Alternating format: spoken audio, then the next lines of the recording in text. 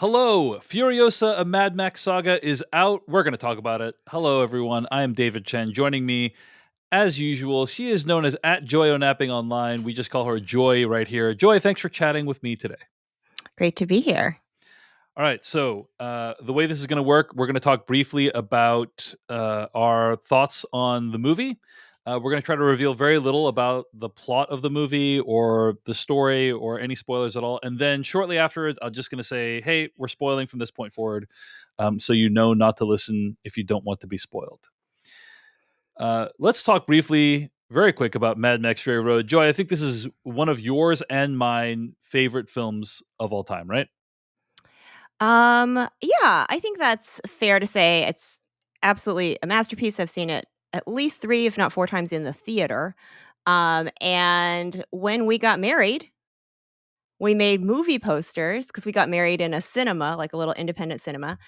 And one of those posters is my face photoshopped in with the Furiosa, like I'm driving the rig, and you are Mad Max with all the Metal Gear over your face. Yes, And I had the indeed. black paint over my eyes. It looks incredible. Yeah. So we're big fans of the movie. It's one of the movies I've seen the most over the course of the last 10 years. I think I've seen it in theaters 3 or 4 times, including the black and chrome edition. Mhm. I have 3 to 4 copies of it on Blu-ray. I love this movie. It is incredible. And so it's a masterpiece. It's obviously inspired many new filmmakers to, to become filmmakers, to make new action films. So it's one of the greatest films of all time. If I had to make a top 10 movies of all time, Mad Max Fury Road would be way up there. So it is with much trepidation that I learned that George Miller, master director of Mad Max Fury Road and director of all the Mad Max movies, is going to be making a prequel to Mad Max Fury Road called Furiosa: A Mad Max Saga that would explore the history of the character of Imperator Furiosa, played by Charlize Theron, that we first met in Mad Max Fury Road.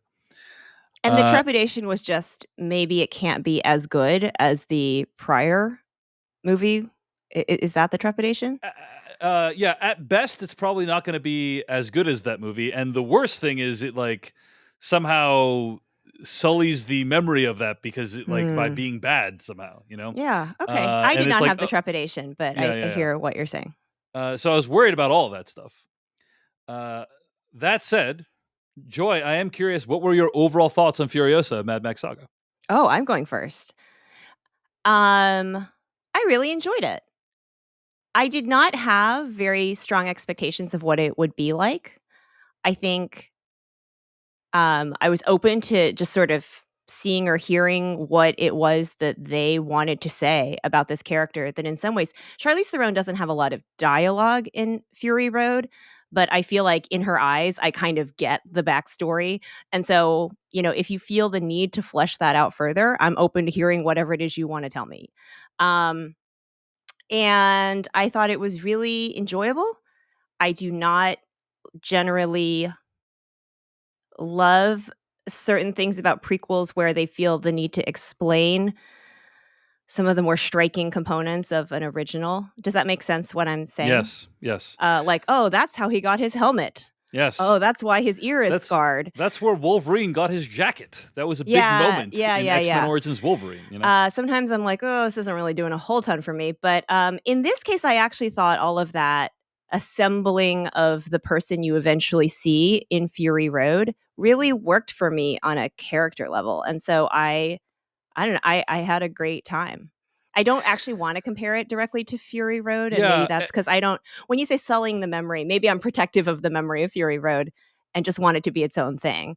right. I think that's the best approach for this. This is very different as a movie from Fury Road, right? It's It's set in the same universe. it's not the same universe, but it's sprawling. It has multiple chapters. It is much more like a conventional movie. There is way more dialogue in this movie than there is in Fury Road. There is plot. There's like factions and people fighting against each other, and like it's just a much more conventional film for good or ill. Now, I liked Furiosa: A Mad Max Saga. I think it's pretty good movie. There's some people who think it's better than Mad Max Fury Road, which like I do Interesting. not agree with.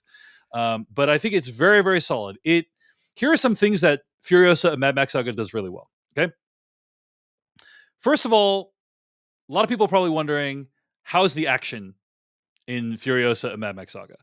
In general, very good.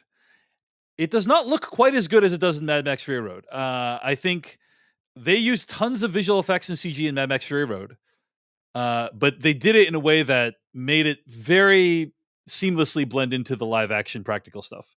Here, it is not as seamless. Here, it feels like some of these scenes were shot on the volume or with green screen or whatever. I know they also used green screen and all that stuff in Fury Road. I'm just saying it looks more obvious here. It does not look as good. I hope one of the reasons for that is because this was a safer movie to make for somehow. But whatever the case, it doesn't look quite as good. That said, there are some really cool set pieces. There's some really cool ideas. There's some really cool visuals and moments. And so, yeah, it's Fury Road was like basically it's a 2 hour movie of which I'm going to say 60 to 75% was nonstop action. And Furiosa, it's a much smaller percentage. It's probably like 25 to 30% of the movie is or 40% is action, still a lot, still some great scenes, but it's not like it's very different from Fury Road. So the action scenes, the set pieces I thought were really good. The second thing is, if you like the world that George Miller created with the Mad Max movies, including in Mad Max Fury Road, this movie, Furiosa, a Mad Max Saga, continues to explore and build out that world in pretty interesting ways. Certainly visually interesting ways. Certainly one of the most visually interesting movies that's come out this year, and the visuals of the first Mad Max Fury Road are very distinctive. So are the ones here, and just like what the vehicles look like.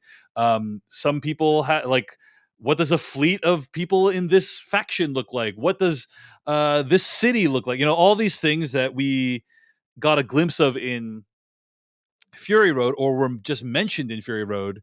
This movie Furiosa builds those things out far more. The world is very heightened and ridiculous. There's like all these wild things happening at all times. But if you're on that vibe, then you're going to appreciate how Furiosa builds that world out more. And the final thing, so those are things I think are like big wins for Furiosa. And the other thing I would say that's, I'm not even going to put it as a win. I'm going to say this is like neutral. Is, as Joy said, it does explain a lot of the things that we know about Furiosa from Mad Max Fury Road, right? Like a lot of the characteristics, if you're describing Furiosa from that movie, a lot of the characteristics this movie explains the origin of them, Mhm. right? And usually when a prequel series does that, like with like Star Wars, let's say, I don't think it's very additive. I think it's occasionally irritating. It's just like we don't need that. We like it's not necessary, and that's kind of still how I feel about the explanations given here. But they're not bad. They're not bad See, explanations. Yeah, I am now reconsidering.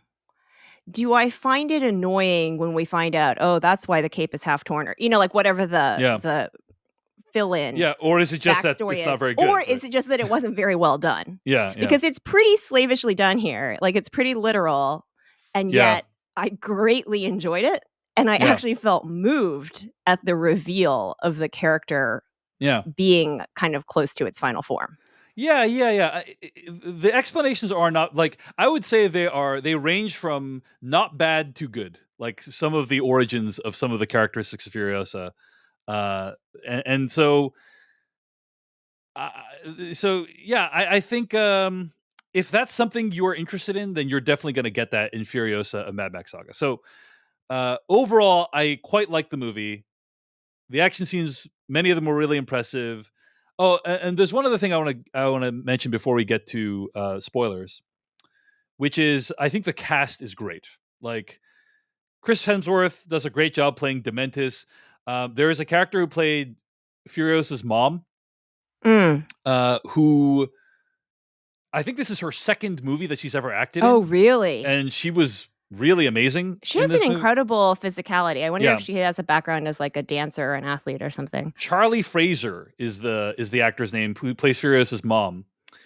And yeah, she was in Anyone But You, the Sydney Sweeney Glenn Powell movie, and then this is her second movie, I believe. So yeah, she was awesome, and like all the casting is great. We got to see a lot of the characters that we met in Mad Max Fury Road, which was cool, and then some of them played by different actors. And so, wanted to give a shout out for the casting as well. But overall, I had a great time watching this movie, and I would recommend it. I'm just glad George Miller gets to keep making movies, and he apparently has another one in mind Oh, really? for like a prequel to Fury Road for that explores Max's story. So it's like, Oh, not following yeah, Furiosa, but yeah, following Max. Okay. yeah, yeah. So really interested in that, and I hope he gets to make it because the dude's around 80 years old now, and he's still at or close to the top of his game, which is really amazing to contemplate. Any other thoughts before we get to spoilers, Joy? Um, I read that this was not an easy shoot for Anya Taylor-Joy. Yeah, And I think they wrapped principal photography on it a couple years ago, and she has said it would take her those years to recuperate from the process. And of course, we've seen her on the red carpet and in many other things since yeah. then. Um, but I can really see why. I'll just say Mm. that. Okay. And I think there's an intense interiority to the character. Um, you said there's more dialogue. It's still not a lot, Yeah. and I think she communicates through her body language and facial expression really well. All right, we're going to talk about spoilers for Furiosa and Mad Max Saga starting right now. So if you don't want to hear spoilers, stop listening. Farewell. Uh, We'll see you on the other side. Goodbye. See you on the other side. Okay. So one of the things that this movie explains, like the conclusion of the movie, as I read it, is: did you ever wonder why Imperator Furiosa from Mad Max Fury Road wanted to free all those breeders from Immortan Joe?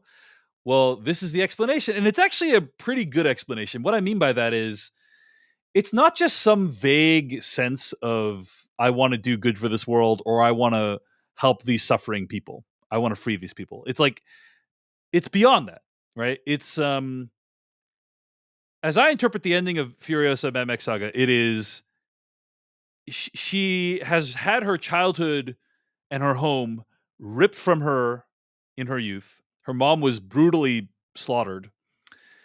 She was living in the green place, and the green place she was taken away from it and never to return. And she was hoping to get back to it. That part's not interesting about the green place, whatever. Uh, but the part that is interesting is, at the very end of the movie, she's beating the hell out of Chris Hemsworth's character, Dementis, and she's like, "I want my childhood back. I want like my mom back. I want everything you took from me back." And he greets her with this nihilistic message of you're never going to get it back. Like all there is left is brutality. All there is left is survival and inflicting the harms that we have suffered on other people.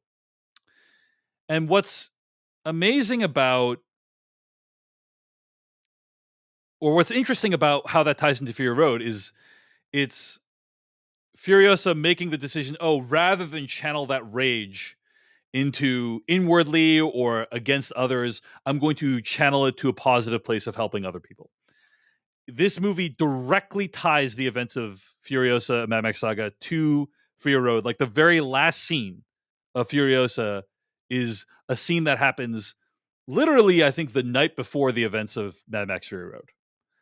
And so that's kind of, I think, I'm still mulling it, but I think that's how I interpret it. Is it's saying, hey, the reason she helped to free those breeders is more complicated than it might seem at first blush.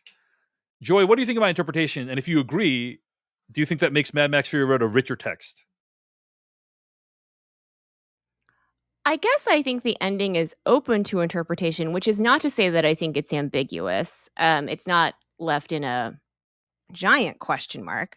I just read that whole speech from Chris Hemsworth quite differently. Yeah, sure. Chris Hemsworth says to her, I've been waiting for somebody like you, somebody who could basically climb the ladder of chaos that's out here and greet it with ever more cruelty because that's what it takes to survive. Yeah. And you could basically be my mini me slash I think you are my mini me. And she says, I'm nothing like you. And it's because Chris Hemsworth doesn't really know any different than to respond to his parents being taken from him in the way that he's chosen to cope with it. But she has Hmm. lived in a completely different society and she knows that's possible. So in her head, that society is still out there, 100 miles across the desert. And all she's trying to do is get back to it. And so she wants to free these women and take them to this land where motherhood is nurtured because she believes it's still there and that there is an alternative. And she's willing to endure the cruelty in order to. I don't think she's inherently um, enjoying the cruelty that she, or the Yeah, yeah. violence that she has to inflict on anyone. So I think his read of her is actually wrong. Well, I would And argue. I Okay, don't go think ahead. it's like Yeah. she's at a crossroads and then makes a choice. I actually don't Hmm. think that at all. I think it's actually quite consistent that she just wants to get back to the place that she, has the little peach pit in her hair and she thinks all the time about going back to that place. And that is why it is so devastating when she gets to the place and it turns out the place is basically gone Yeah. Yeah. in such a short time of her life of probably only 10, 15 years having passed. Yeah. That's interesting. I read it as more of a deliberate decision that she's making in that moment to like not be like him, and to not succumb to this invitation of cruelty, and because she has seen that it can be quite effective. I mean, one of the things about that's compelling about the movie is Dementis, despite being basically what seems to be a sociopath. He is able to raise up this army of people to follow him and do his bidding, and yeah. One of the cool things about I think we have a slightly different interpretation of the ending, but people, it's open, and we just watched it not too long ago, and so I still need to sit and think with it. But I personally, I guess the thing I would offer is what do you think the choices that she has to quote unquote become more cruel? Like, is she really? I just don't see this character as we have seen her develop in the movie Furiosa becoming the next Dementis. I just don't think there's quite enough textually to believe that she would do that. Or she takes Immortanjo's place and, oppresses those people instead. well, there is a difference between like taking Dementis's place and infiltrating Immortanjo's, Praetorian Guard for multiple years, all to set up this big prison break, which is like takes a lot of time and effort, and is like a decision towards positivity Right. that that I don't think like that I think like the confrontation at the end with Dementis provoked her to make that decision, right? Like provoked her to it was kind of a fork in the road moment of she could have just gone and done her own thing. She could have tried to find the green place herself. That's another thing she could have done, but she didn't. Yes. And so I find it very continuous. You find it to be that there's a choice. I'm just saying yeah, I can't even picture what the other choice was based sure. on the character that we saw. Well, one of the things that this movie does well is it introduces another rogue warrior character, right? Who's played by Tom Burke. He plays a Praetorian who's, I guess, like heading up A a lot of driver? Immortanjo's forces.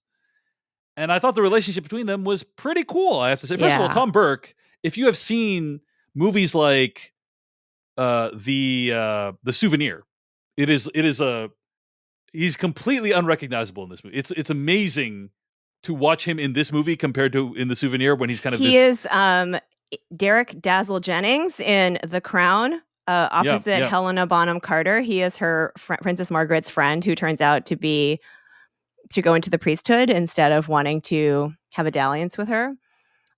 What an incredibly different role. It's He, amazing, and yeah, he does a great he crushes it. But essentially, what happens is Furiosa befriends this character, Praetorian Jack is his name in the movie, and he offers to train her and kind of take her under his wing. And he does, and says like, "Hey, once I've taught you these skills, you have the ability to go do whatever you want." And so she accepts that offer. And I really like the way the relationship developed. I don't think it was romantic. I read this review at slate.com that was like, why aren't we exploring more of the romantic relationship between Pretoria and Jack and Furiosa? And my interpretation was that it wasn't romantic. You know, that there was Yeah. like this, I it think it's was, loving. yeah, loving. There can be love and care without it being romantic. And I really appreciated that that was what that was. It seemed neither romantic nor sexual. Yeah. I actually also appreciated his character because it gave us a sense that the giant pyramid of people under Immortanjo are individual people with individual stories, and it, like, because particularly for the war boys, they all wear the same Yeah. face paint. There's sort of a sort of teeming masses sense to everybody in the Citadel, whether it's the war boys or the poor people who are waiting for the water. But actually, all of these people are individual characters with individual motivations. And so I appreciated them building out that universe instead of it feeling like backdrop extras. One of the cool touches too, I thought was like in the Mad Max Fury Road, you see all those like flares burst in the air that have like different colors, and I never registered that those colors might have a meaning. But you kind of get a sense of what the meaning is in this movie, and it was very cool because basically they get to the bullet farm, which I thought was like a pretty cool design. We don't, it's referenced in Fury Road, but we never see the bullet farm. We see it in Furiosa. Pretty cool looking. It has this. It gives us this amazing visual of Dementis trying to like cling onto this railing or ramp, and then all these bullets like spilling onto him. That was Hmm. like just spectacular visual. Doesn't matter if it makes it. You know, all these questions about how they feed all the people that work at the bullet farm. You know, Yeah, with how the like bullets are 12 made. watermelons You, and you know, maggot meat. Yeah. yeah, yeah. But whatever, it doesn't matter because the image looks really freaking cool. And they pull into the bullet farm and they realize like something is horribly wrong. Dementis has completely taken over the bullet farm and he's now going to kill them and take the war rig. And Pretoria and Jack and Furiosa are separated. And Pretoria and Jack fires a flare up into the air that explodes and it's green. And I think it's a signal to Furiosa, hey, I'm good. You should get the F out of here. I don't know And if it's then I'm good, but I think it's definitely GTFO. yeah, Yeah. GTFO, like no need to come here. And then she starts to leave, and then she's like, I can't do it. And then she like turns around and tries to save his life, and actually succeeds at saving his life, which is like kind of For a cool while. for a while. For a while. So yeah, I thought the whole relationship was really interesting and well done. And and kind of the conclusion of it too is like they have this intimate moment at an area of the Citadel where apparently canonically, Dementis is still alive with a tree growing out of him, right? By the time of the events of Mad Max Fury Road. Oh, is that the same spot? Okay. Yeah, yeah, because it was the same spot where they kind of shared a nice moment with each other. Okay. Uh, in a symbolic gesture of the fact that Dementis drags Praetorian Jack to death. And that this is also the place where Furiosa loses her arm. Like she gets her arm cut up by Dementis's tire in an action scene, and then the car crashes, and then she like gets strung up, and then somehow cuts or rips her own arm off. Yeah. Before, yeah, I don't know what I'm supposed to believe about that. I think it's more that she probably ripped it off, but she's got to get through the bone. yeah, So the that's the bone. part that's really tough to She figured out a imagine. way to grab a knife and cut it off. You know, Yeah, we let's go never with see that. it. It We doesn't never see matter. it. But yeah, they explain how Furiosa lost her hand, and also like give like a kind of an explanation for how she got the mechanical hand. And it is connected with this trauma deep in her life where like she saw this guy that she really cared about get dragged to death, right? So again, like they clearly put thought into it's not just like some tossed off like, oh, she incidentally got cut off. It's like there's clearly like a lot of emotion and trauma behind it. Joy, how did it enrich your understanding of Furiosa when you learned about this detail about how she lost her hand? Um yes. I guess I don't see how it couldn't. This is a what you are supposed to believe is this is a woman who pulled her own arm off Right. to Or cut escape. it off, yeah. in with great cleverness while surrounded by like 100 people who are Yeah. enemies. Um, so is so wily and so determined to Yeah. fucking live, Yeah. that I don't have that kind of will.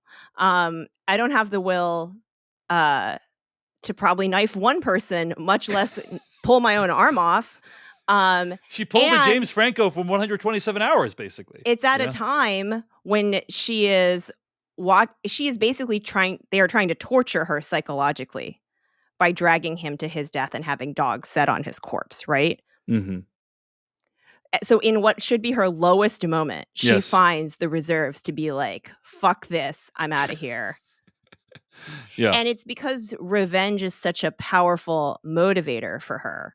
Yeah. And I think that is why I feel like the quote unquote choice at the end, the like he's misreading her, because what she really wants is not to be cruel to people. She specifically wants to get back at individuals and go home to the place that she was. Mm. And so um all she's doing is trying to live another day. She's always playing the longest game, I feel like, Mhm. with Mhm. one, sort of goal in mind. Of course, when that goal, doesn't come true, then her world falls apart. But I thought that was worth it Mhm. because it was so extreme. Yeah. Yeah. They At really went all the first, way she with it. got her arm kinda caught in the thing, and I was like, "Oh, Yeah. I guess that's how she lost her arm. Okay, Yeah. fine." I kinda knew it was gonna be a bad reason she lost her arm. Another thing about that moment is Anya Taylor-Joy, the actor, basically has no facial expression when her arm is mangled. Like, it's like, oh, pain, she's dead to pain because, Yeah. like, she has been through so much, and that's part of the depiction too. Yeah. Also, by the way, something I wanted to mention: Anya Taylor Joy apparently only has 30 lines in the whole film, so doesn't say very much, uh, and Doesn't need probably to. comparable to how many lines that Furiosa had in the other movie. Um, I think I was surprised at how much of this movie doesn't have Anya Taylor Joy, though. This movie That's is two. probably one of the most important spoilers, is Yeah, that yeah. there's an hour of no Anya Taylor-Joy. Right, right. The movie's 2.5 hours long, and one whole hour doesn't have Anya Taylor-Joy. I will say the transition between young Anya Taylor-Joy and Anya Taylor-Joy happens really seamlessly. Like, I literally, when it happens, when it transitions from the younger actor to Anya Taylor-Joy, I took me a second to even realize that it had occurred. I'm Like, actually still not sure I do know. I was staring and I'm like, "Who is that actor looking at me right now? Is it the young one or is it yeah, Anya Taylor-Joy?" And I don't know if it's because they aged down Anya Taylor-Joy, like, in height, or, at their time, she looks very short. yeah, And I don't know how tall she is in real life, or if they did some stuff to age up the child actor so that it looked more seamless. Oh, I swear there must be like effects in the transition though, because it mhm, is so seamless. And even before we get to the transition, it's told chronologically, but with time jumps. Um, the youngest version we see of Furiosa, I looked at and thought, "Oh, that could totally be Anya Taylor-Joy." I don't know that I see it quite as seamlessly from Anya Taylor-Joy to Charlize Theron, who's very tall, mhm, but I do buy it yeah, throughout. yeah. I have one last thing to say about this movie, and that is I just thought Dementus is a pretty interesting villain, because he reminds me a lot of people we have in the real world today, which is to say, pretty charismatic. They speak with a loud voice and a big vocabulary, and they're worshipped by thousands of people, They have a and yet signature red garment. and yet they have like no actual skills whatsoever. You see that when Dementus is in power over Gastown, he has no idea how to run the place. He has no idea what he's doing. He just has kind of charisma and boldness and audacity to power him through everything, and that made him to be kind of like uniquely dangerous. You also learn that he lost a child, and he keeps his child's little stuffed animal with him at all times to kind of remind himself of what he's lost. And so, really, what Furiosa Mad Max Saga is trying to say is hurt people hurt people. Joy, what do you think? Hurt people who lack fuel, water, and shelter also hurt people in very elaborate ways because there's very little left. Yeah, indeed. In some Uh, ways, the green place is the good place because it has abundance. yeah, yeah. Well, anyway, those are a few observations. Those are some of the bigger beats I wanted to hit about the movie. Is there anything else you wanted to say, or anything that comes to mind, or any open questions you had? There's a line that may be in the trailers that Dementa says, which is like, basically, in all this violence, like, the real question is, do you have what it takes to make it epic? Hmm. That is the thesis statement of this movie and this universe, right? So is like, there's no reason that we need to have a guy suspended on bungee cords with a guitar while we go into war with our giant cars, right? Like, that's just a choice to make it epic. And I think that we have to believe in a handful of really larger than life characters, one of whom is Dementus, who is new to us, the viewer. But the other is, like, how does Furiosa become so epic that we really um, care about her journey? Because her story of loss and kidnapping and near rape and everything else is probably a little bit average for this universe. It's a Hmm. cruel and harsh place. But what is it about her that makes her um, scrabble so hard to, for the revenge that she wants? And I think it's a mix of things. It's partly her internal motivation. It's partly that she is mentored by someone else. She occasionally has actual kindness that is shown to her. Do you understand what I'm saying? Like, this is the story of how we got one diamond out of this insane Hmm. hellscape. Hmm. And so I think it is epic, and I think it does earn its runtime because it answers that question. All right. Well, I think that's a great place to end it. I want to say a big thank you to all of my patrons at patreon.com/Dave Chen for supporting my work and Thank making you. conversations like this possible. And thanks so much to Joy for chatting with me today about Furiosa, a Mad Max saga. Joy, thanks.